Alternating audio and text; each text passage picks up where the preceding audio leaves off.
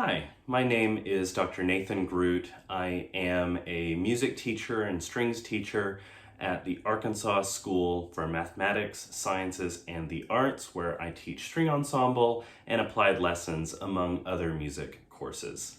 Today we'll be looking at The Hope for Viola, which is part of set 1 for the 2023 All-Region auditions in Arkansas.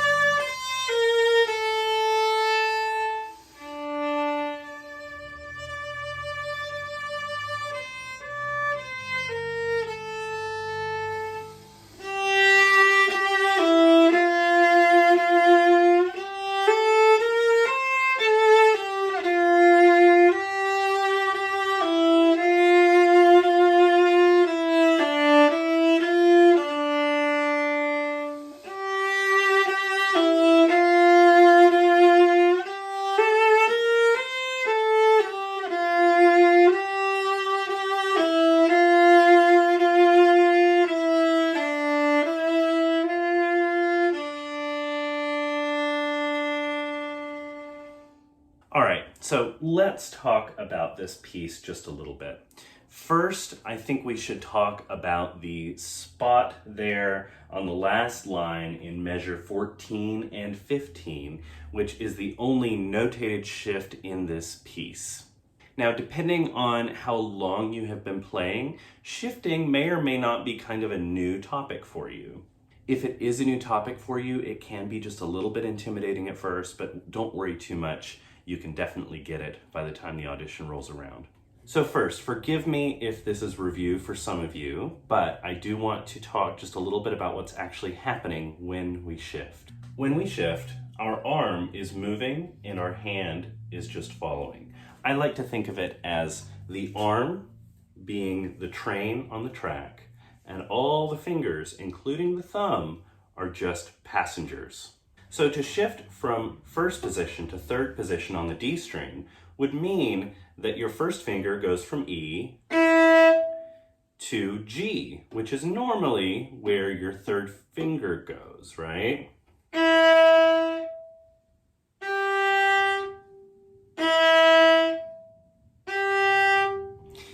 Now notice that as I'm shifting, there's no stuttering. The finger's not moving ahead of the hand and the hand catching up, or vice versa. Everything is just moving smoothly. One thing that's really important to allow this to happen is the finger can't be pressing the string all the way down when you're shifting. Meaning, it needs to just be resting on the string without the string being pushed all the way down to the fingerboard, as if you were playing a harmonic. So, to practice this, let's practice the shift from E first finger to G first finger in third position. I like to go very slowly. First, let's play the E with our finger pressing the string down. Now, let's lift the finger pressure off and it'll sound interesting. Beautiful, right?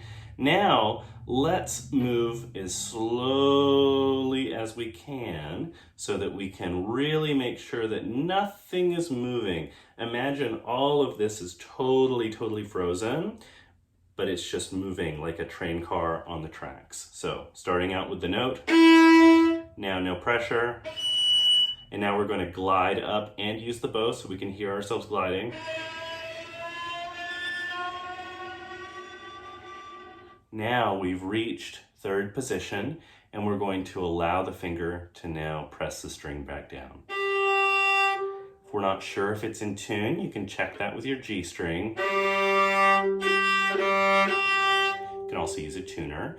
One other way you can hear if it's in tune is you can hear if the G string is ringing sympathetically with the note you played, and listen for your overtones. Now, let me show you a little exercise that will help you if you're maybe a little bit new to practicing shifting from first to third, or even if it's something you're familiar with, this can be a helpful exercise. So I want you to play E, first finger, G, third finger, back to E, finger pressure off, sliding up, now finger pressure down, and now back. Playing the third finger helps us make sure that we are hitting the correct note. It can also help us just visually if you're looking at your fingerboard. So without me sort of speaking through that, let me show you that again.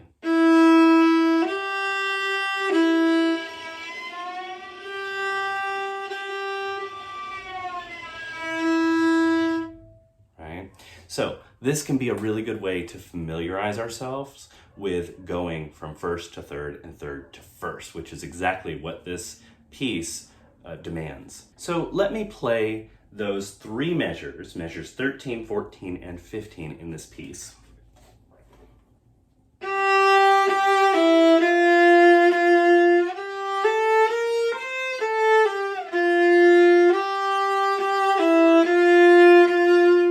Right? So there's a shift in measure 14. So we go from an F, natural, up to a G, and then we play some stuff in third position, and then we have another shift down to the F. So what do we do with that second finger? The second finger is there, of course, but it needs to come up so that we can then play our first finger. One way I would practice this is adding what's called a guide tone, sometimes also called an intermediate note, where you add in to your piece while you're practicing a note that isn't actually on the page. And it can sound a little confusing at first, but I think if I show you, it'll make a little bit more sense. So I'm going to add an E at the end of measure 13, and then I'm going to add another E between the end of beat 3 and beat 4. So that was a lot of words. Let me show you instead. So here, I'm going to start at measure 13. E.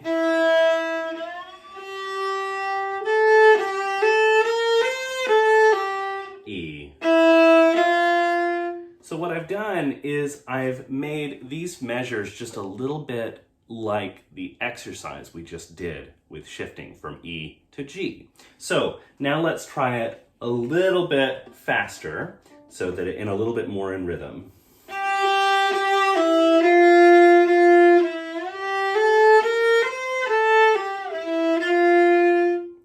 Right? So what this will help is it'll help you think more about positions rather than actual fingers moving. This is something that I teach and use a lot in repertoire, in etudes, and especially in scales. We'll get to that on another video.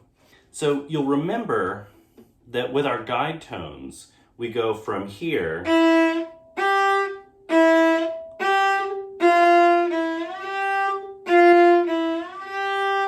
Now, the next step with these guide tones is to stop playing them audibly. We're going to now give ourselves a little gap. So I'll show you what that looks like.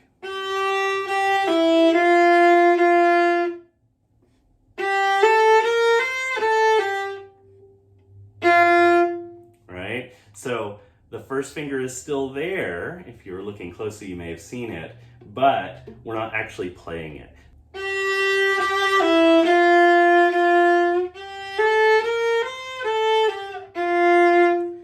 Now we've sped it up just a little bit more, and it's starting to sound like it's a little bit more in rhythm. I'm still thinking about that first finger though, but it's hidden behind everything else that's going on. With any shifting exercise, you want to make sure that you're not practicing it too fast a tempo, too quickly, as in moving along too quickly in your practice, or 3, too large of a scope. Now, we're only talking about one measure here, but it's important to make sure that you're shrinking it down to the appropriate size. If you're struggling and things aren't quite working, that means you should shrink it down further and further and further. Even if it means just going from one note to the next note. That's a great way to practice. One practice tool that I use a lot is trying to get things right a certain number of times in a row. With my younger students, I usually do 4 or 5 times. With my older students, I'll do between 7 and 10 times. Now, this doesn't mean that you can just play it that many times. It has to be played that many times perfectly in a row. So if you play 1, 2, 3, 4 times and then you don't hit the shift, that means you're back to 0. This can be a little bit frustrating if you try to use that approach on a really large section of music. So I would recommend just doing one of the shifts or just one measure. Finally, interrogate yourself a little bit on whether or not it's truly in tune. You can do that by using a tuner or a drone. Another great way to do that is to record yourself and listen back. Recordings are fortunately and unfortunately extremely truthful, actually a little bit more truthful than our ears when our viola is under our chin. So make sure that you are checking in on that. Okay, so the next topic I want to talk about is when to use 4th fingers and open strings. This could be reasonably argued from both sides, and at the end of the day, if you have a private instructor, do what your teacher says. But I do want to make an argument for at least one of the 4th fingers. Measure 2, the and of beat 2, which is a D. I think that this is too much for string crossings. I think you need a 4th finger there. So that's the one place that I feel pretty strongly about using a 4th finger. Now there are other places that you can use one if you want to avoid open strings. There. There, of course. Could use one here.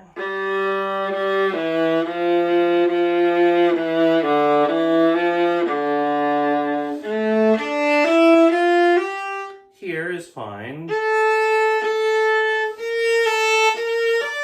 Could go back to one here if you want.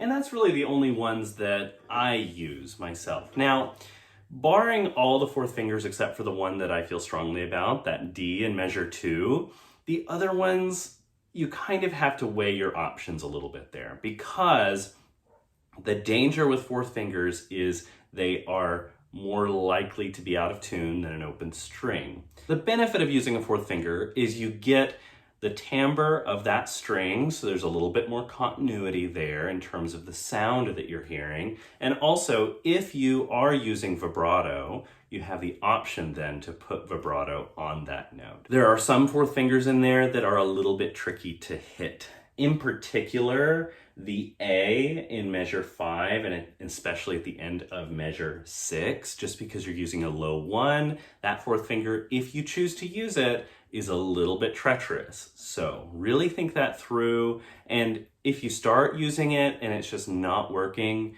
using an open string is totally fine there. Okay, the next thing I want to talk about is rhythm and pulse. This piece is probably going to be in the neighborhood of 55 to 60 on your metronome. And I would recommend using your metronome. Make friends with your metronome. It's difficult at first to play with the metronome if you're not super used to it. It's this thing that's over here making some noise, and it can be difficult for us to connect with that at first. My advice is to take away the instrument at first. I want you to try singing with your metronome. If you're maybe not used to singing, just try speaking. You can use the syllable ta. It has sort of a hard consonant that works. Ta, ta, ta, ta, ta, ta. You don't have to sing it at pitch. You can. Da, da, da, da, da, da. If you want to sing it at pitch, you can. The other way I want you to practice it is by saying 1 and 2 and.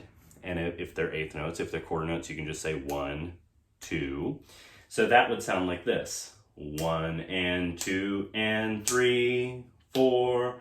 1 and 2 and 3, 4, etc. The places to really watch out for are dotted rhythms. So in particular, I'm looking at measure 4, where you have 3, 4, and 1. So making sure that you really understand where all those eighth notes are falling. I would recommend singing along with the metronome and then trying to bring in the instrument. Start out by singing with the metronome, counting with the metronome, and then go on to plucking with the metronome, because the bow adds all sorts of little complications. Plucking means that the note happens exactly when you pluck the string. So that's something that is really important to practice. Once you really have an understanding of when each note starts, which is when your bow should change exactly with the metronome, then you'll be ready to add the bow and still play with that metronome. Let's talk a little bit about dynamic contrast. We have some dynamics in here. We have a mezzo forte at the beginning, and then a forte in measure 9, and then it very suddenly goes to piano. This is a sort of an echo thing going on. And then we have forte again at 13, but then that repeats. So let's talk about the mezzo forte. The mezzo forte, err on the side of stronger, right? Just because you're going into an audition, you want the judges to think that you have a big viola sound. We love that, right? So aim for a nice full sound, but not as loud as you can play, because remember, you have to go up to forte later, and you don't want to be at the very top of your dynamic range, or else you'll have nowhere to go. So make sure that you are somewhere in the middle here, and you're using a good amount of bow. Just really try to focus on getting a nice resonant tone and sound. When you get to measure 9, you'll have a little moment to set the bow. That's kind of important for getting this forte. You have a caesura, those train tracks you see there, right before measure 9. So you're coming in. Now, measure 8 is the end of a phrase, and it's also the measure before the forte. So you might want to imagine just a little bit of a decrescendo. That's going to sort of trick the audience a little bit into thinking the forte is a bigger dynamic jump than it really is, and it's also going to make your phrasing sound really nice. So imagine that you come down a little bit here. Caesura, set the bow. Make sure that you set the bow a little bit closer to the bridge, right? This is our contact point. The closer to the fingerboard we are, the softer it'll be. Closer to the bridge, it'll be louder, usually. If you get too close to the bridge, you end up with ponticello. We don't want that here. So don't get too close to the bridge, just set it right here.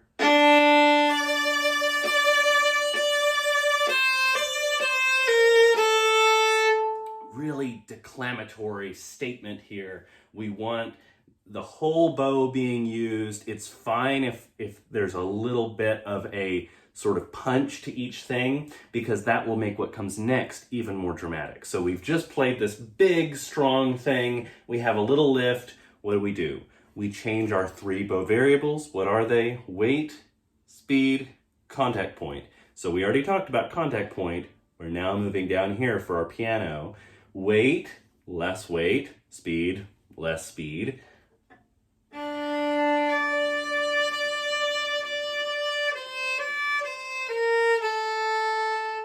Do try to be careful not to actually change the tempo. It's tempting to do here. If there's a slight change, it's not the end of the world, but make sure that the pulse is still going forward. So in context, this sounds like this. So I'm starting in measure 7.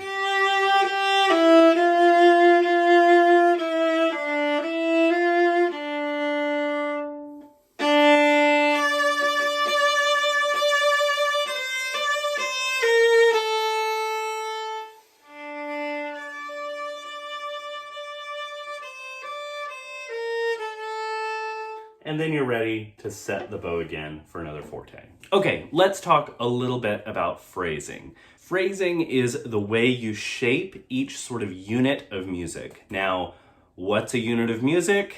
It's a whole rabbit hole we could get into. But for now, let's just talk about it in really groups of 4-measure phrases that are kind of split into 2 parts. So let's look at the first one.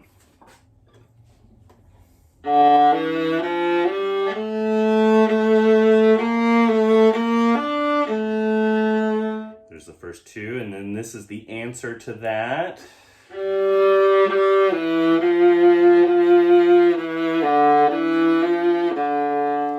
And there the first phrase is done. What happens?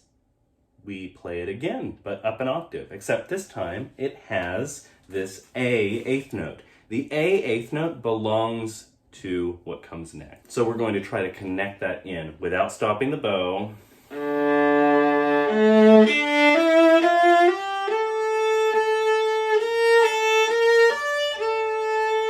Part 2 of that again.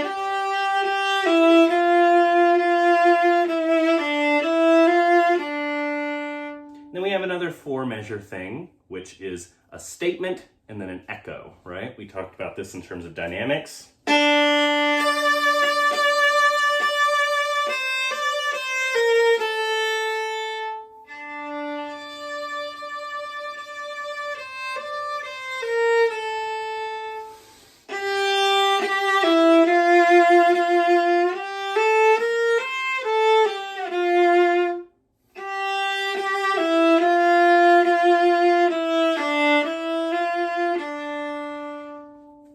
So the last phrase also is kind of split into, it's a 4-measure phrase that's split into 2. Now, one thing we should talk about is the repeat. How does that work? You may have sort of been able to guess from the way I played it in the beginning, or you already knew how it goes. So for measure 13, we go 13, 14, 15, 16, and then we repeat back to measure 13. We play again, 13, 14, 15, and then we skip to the second ending that next time around. The second ending has a little RIT, a ritardando, so that means you're going to want to slow down in the second ending. In the first ending, don't slow down, because if you slow down 2 times, it doesn't really make a lot of sense. You want to make sure that the first ending feels like you're moving forward back to the repeat, and the second ending is when you start to actually slow down. Okay, lastly, let's talk about intonation. As a string player myself, I am very aware at all times at how flawed my intonation and a lot of our intonation is. We strive to have perfect intonation, but we inevitably fall just a little bit short of perfect. But you want to try your best to have as good of intonation as possible. First, let's start with just playing the right notes. This is in a key that has 1 flat. That could be one of 2 things, probably. Either F major or its relative minor, which is D minor. If we look at this, we can see that there's a lot of D going on. We start on D, we end on D. This is probably in D minor. One thing that's interesting about this is it's in D natural minor, which means we don't have that raised leading tone or that C sharp. If you haven't taken music theory yet, don't worry too much about that. The main thing that you need to know is that every note is natural except for B flat. All the B's are flat in this. So what does that mean for us in terms of our hand? In first position on the C string, we are going to be looking at a 2-3 finger pattern. In first position on the G string, we're going to be looking at a 1-2 finger pattern. So A, B flat. On the D string, we're also going to be looking at a 1-2 finger pattern because this is E and this is F natural, right? And then on the A string, we're going to be looking at a whole finger pattern. We have A, B flat, C, D, and E natural.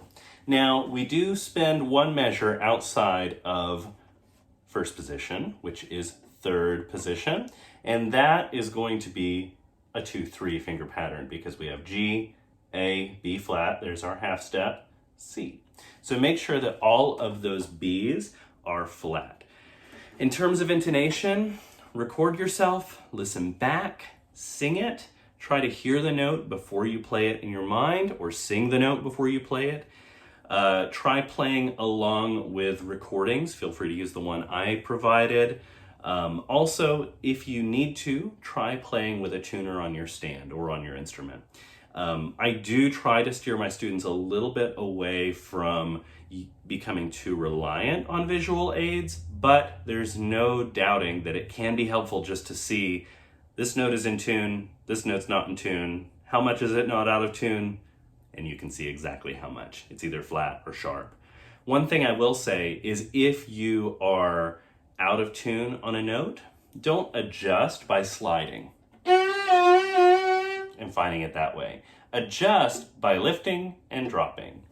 Why? Because what you're doing if you're sliding, let's say for example your G third finger is always flat. If you do this, you're teaching your fingers, or really your brain, to drop the finger flat and adjust. You want to teach yourself to drop it in the correct location. So when you're practicing that, make sure that you are practicing dropping it in the correct location each time. Okay, so I think that concludes this video. It's possible I missed something. If I did, or if you just have questions in general, definitely feel free to reach out to me either in the comments or in the series of links you'll see at the end of this. Feel free to send me an email, reach out on social media. I'd be happy to talk to you about this piece some more, or even listen to you play if you have something specific you'd like to ask about. All right, I wish you the best of luck in the coming auditions in the fall of 2023, and happy practicing.